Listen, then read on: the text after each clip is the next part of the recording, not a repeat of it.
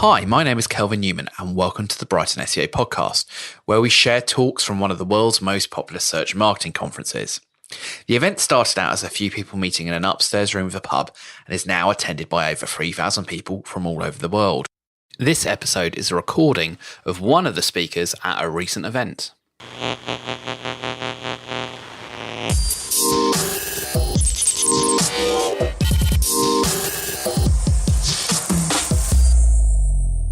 So next up, we actually have Sébastien Monnier. Sébastien is the founder of Woptimo after spending about 2.5 years, I think it was, at Google Dublin. Sébastien's talk title today is How Google Tag Manager Can Help Your SEO. Thank you. You're welcome.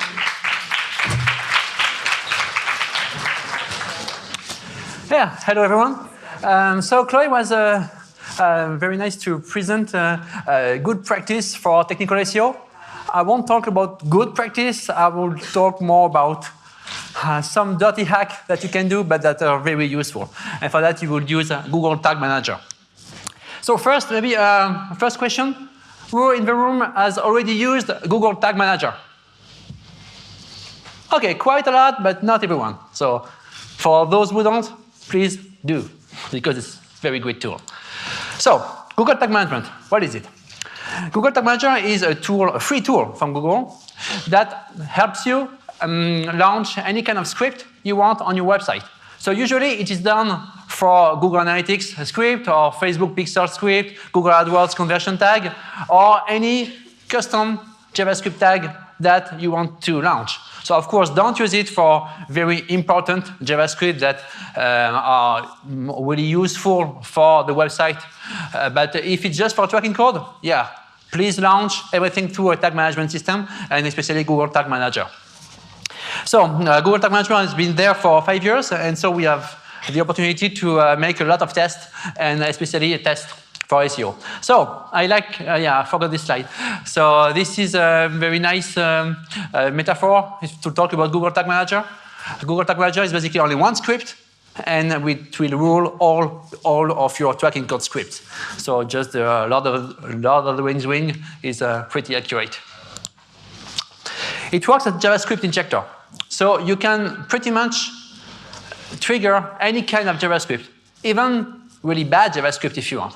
So if you use Google Tag Manager, you have to be careful to make sure that your Google account is secure. Because if someone hacks into your Google account and you have publishing access to a Google Tag Manager, someone can just put a random JavaScript, for example, to redirect to his porn site, or I don't know. So you have to be careful. You don't want to have your clients hacked because of your Google Tag Manager account. So this is the bad thing. But the good thing as well is that you can launch pretty much anything. So when the developer doesn't want to push your code, your optimization code, then you can just force that with Google Tag Manager. That's what we'll discuss about today. Yeah, so why not using it for SEO? But first, there is something we have to discuss, is how far can Google read JavaScript? There was a talk this morning, so just 2 hours ago, about JavaScript and SEO. Very interesting talk. Yes, I just changed my slides to include a link to this. So Bartosz had a very interesting talk to explain how the different frameworks and JavaScript are interpreted by Google and by other search engines. And he has very, very nice insights. Unfortunately, he didn't talk about Google Tag Manager, so I will. So, as I was saying earlier, this is not SEO best practice. Usually, if you have a good relationship with your developer, and the developer does pretty much anything that you want, you don't need to use Google Tag Manager just to hack things for SEO. So this is a dirty hack, but this is not black hat. This is totally okay for Google. So you can still use it. So I will show 3 examples, and especially 2 main SEO roadblocks that you can find, and how you can actually get around them. So the first one. First one is something that you may have encountered with some clients, or even with your own websites, that you cannot change title and meta description easily. And that happens a lot, whether you are actually using an old CMS or just have some templating, the template title for the category page, for example, but you want to have this very specific title on this page because this page is really important for you. So how can you do that if you don't want to change all the code and put that if this is this page, then change the title for this very specific thing. And then you have to push the HTML. That's just a mess. With Google Tag Manager, it's much easier to do. You can just dynamically change it, just with a simple line of code. You just just basic JavaScript. You take the title node, you replace whatever you want to replace. It's, for example, easier maybe to put some special character, or to test some character. You don't need to push anything live on your website. You just need to publish your tag management container. And then you just replace with a new title. But maybe you are wondering, but how long does it take for my new title to actually be taken into account by Google? Actually, we did the test, and after a few hours, I think it was after 1 day, it was already working. Yeah, so you have to add the right trigger to your tag, and then you're done. You wait a few hours, days, and you're done. And yes, you can even rank on keywords that you launch through Google Tag Manager. The good thing with Google Tag Manager is that it's good JavaScript because you can push your own JavaScript with this tool, and then Google will actually rewrite this script to make sure that it's easily rendered by the browsers. So you can be sure that it will be read by Googlebot, with this. So that's why actually you can even rank on this. We actually did the test.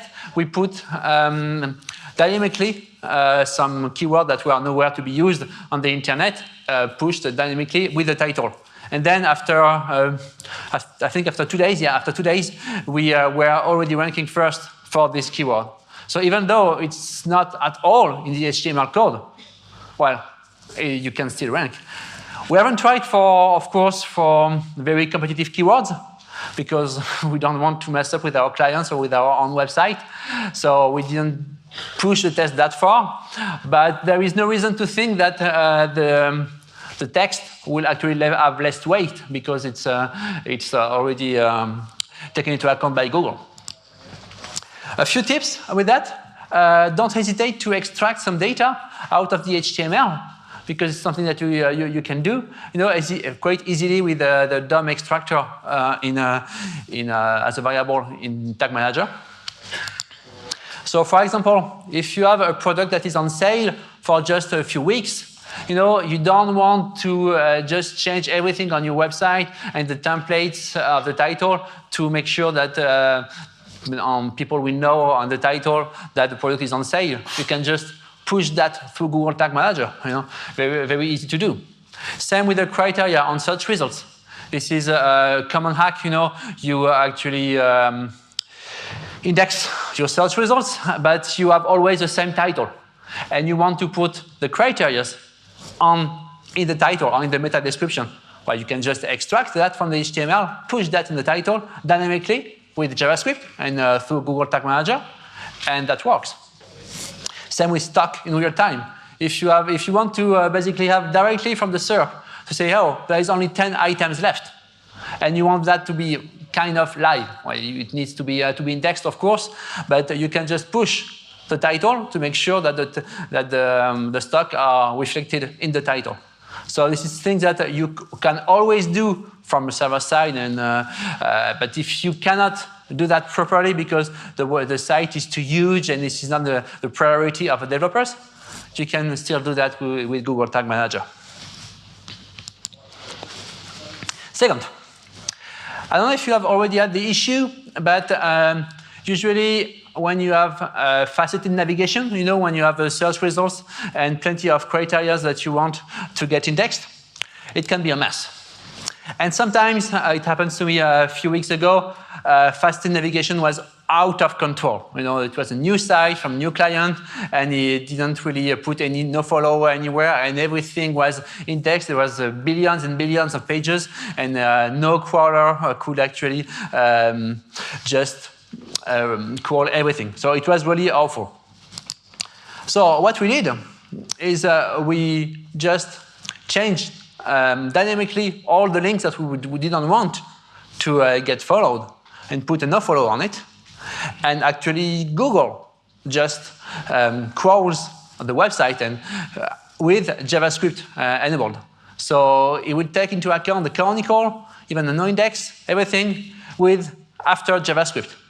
So if you put canonical on a page, it may not be as fast as if it was hard-coded, but after a while, it will be taken into account. Okay, so it can be very important to do if it's difficult to manage the indexing of the website. Then you can hack your way around with Google Tag Manager in just a matter of a few scripts. If you know a little bit of JavaScript, it's very easy. So it does work. However, I still prefer hard-coded HTML. If you have a good developer, you should not use this tip. But if you don't have any choice, use it and it works. You want results as an SEO. You don't want good practice. You just want results. So the third one is actually not a hack. It's something that everybody can use, and it's pretty much cool. So as an SEO, you need data. Without data, you cannot really know what's going on your website. So one thing I use a lot is Google Analytics custom dimensions. So dimensions are basically data that you can send into Google Analytics, and you can add up to 20 new dimensions. Like by default, you have title, URL, and these kind of dimensions. But we'll see that you can add a lot of different dimensions. Very easy to do. So what we do is for every page, we send the canonical tag, to know what's going on, the H1, the hreflang, meta robots, and we could also think of, the link prev and link next, this kind of thing for pagination, or any kind of tag that you really need to interpret for SEO. And so with that, you can have a nice analysis. For example, you can know how many page views are actually for no-index pages. So if you see that, okay, you have 20 or 30% of your website, of your page views that are actually no-indexed, maybe you were a little bit too greedy with no-index, and maybe these pages are actually worth it, and you should maybe open to indexing again, or you should rethink the way you change your website. But without that, without sending that to Google Analytics, and it's very easy to do with Google Tag Manager, you cannot know. Second is bad hreflang. So of course you can have the information as well with the crawler, but we'll see it's different. Here you already have the information right out of the box in Google Analytics. So in this very specific example, you see that the German product page actually has a hreflang to the English homepage, which is bad. And you just see that with the first dimension, and you add the secondary dimension with the custom dimension that you have just created, and you have the information. This is pretty much cool. H1. So if you send the H1, not only you will know what kind of pages has no H1 on your page, but it's also a good history, because you will change H1 over time, and maybe after 1 year you will ask, okay, I don't remember what was the H1 on this very specific page. And no crawler ever, unless you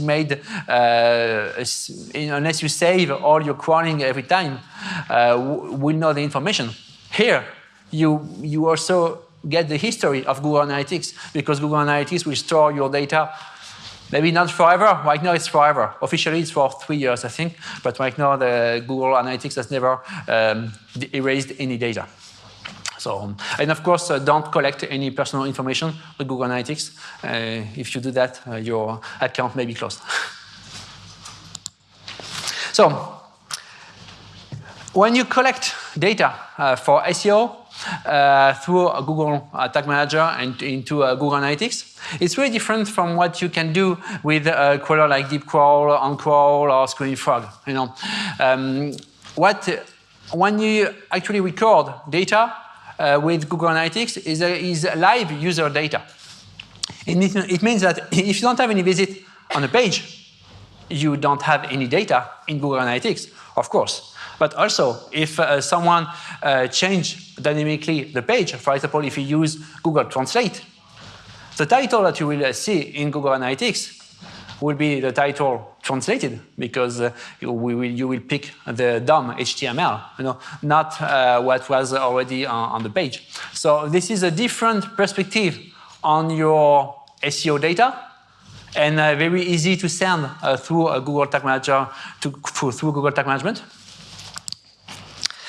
And a crawler, it will be different, because it will check all pages from the home page, but maybe not the pages that you wanted. For example, maybe the landing pages are not accessible from the home page, but have a lot of visits. And so you will not know what kind of hreflang or what kind of h1 there is on these pages, even though there is a lot of visits. So what I would advise is to do both things, is to configure Tag Manager to make sure that you have the right custom dimensions for SEO that are saved into Google Analytics, and also to use a nice crawler to make sure that you know what's going on your website. Okay? So, yeah, I think it's my last slide here. Maybe I was a bit fast. Just a reminder, the good thing with Google Tag Manager is that you take over the power from the developer, and instead of having to wait what's going on, say, oh yeah, did you do something? Then with Google Tag Manager, you get the power to change and to dynamically change things through JavaScript, and this is actually taken into account with Google with Google Search in just a matter of hours and days. Thank you. This was originally recorded at a Brighton SEO conference. If you want to listen to more episodes or find out about the conference itself, you can do at brightonseo.com.